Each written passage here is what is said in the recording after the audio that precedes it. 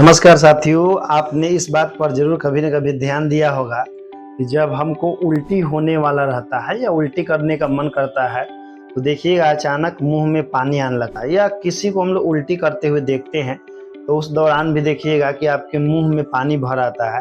तो आखिर उल्टी होने से पहले मुंह में पानी क्यों आता है, इसके बारे में हम लोग जानेंगे। तो देखिए, होता क्या है कि हमारे जो पेट में HCl है, हाइड्रोक्लोरिक अम्ल, उसका पीएच मान 1.8 से 2.3 के बीच में होता है। और जो हमारा मुंह का पीएच मान है, जब हम लोग खाना खाते हैं तो 7 से घट करके नीचे आ जाता है, यानी कि 6 और 7 के बीच में रहता है। और जब हम लोग खाना खा करके अच्छा से मुंह धो लेते हैं तो उस दौरान मेरे मुंह का पीएच मान 7.6 से 7.5 के बीच में होता है, यानी कि मुंह ना तो ज़्यादा अम्लीय होता है और ना ज़्यादा क्षारीय होता है।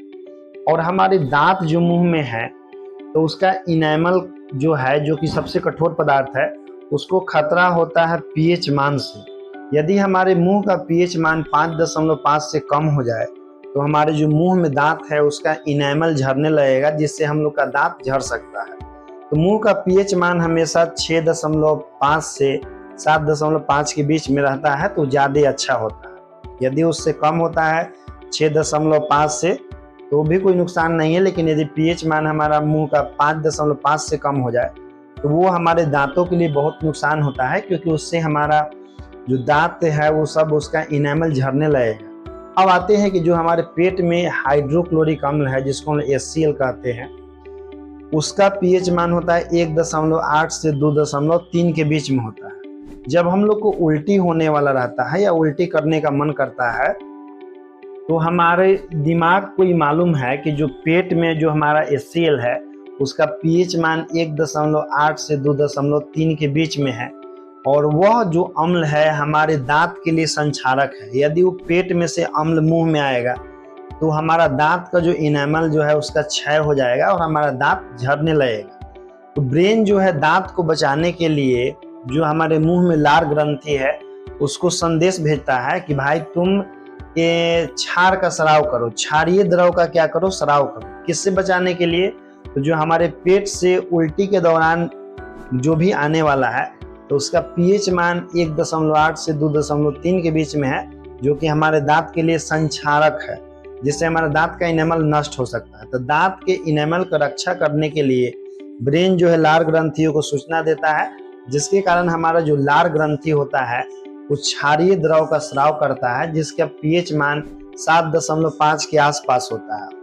जब पेट में से हमारे मुंह में अम्ल आता है और ऑलरेडी हमारे मुंह में पानी के रूप में क्षारीय द्रव होता है, वो दोनों मिलकर के एक दूसरे से उदासीन हो जाते हैं और हमारा दांत का जो इनेमल है वो झड़ने से बच जाता है। तो जब भी आप उल्टी करते हैं या उल्टी करने का मन करता है तो ब्रेन क्या करेगा, हमारे लार ग्रंथियों को सिग्नल भेजेगा। लार ग्रंथि जो है क्षार का स्राव करेगा।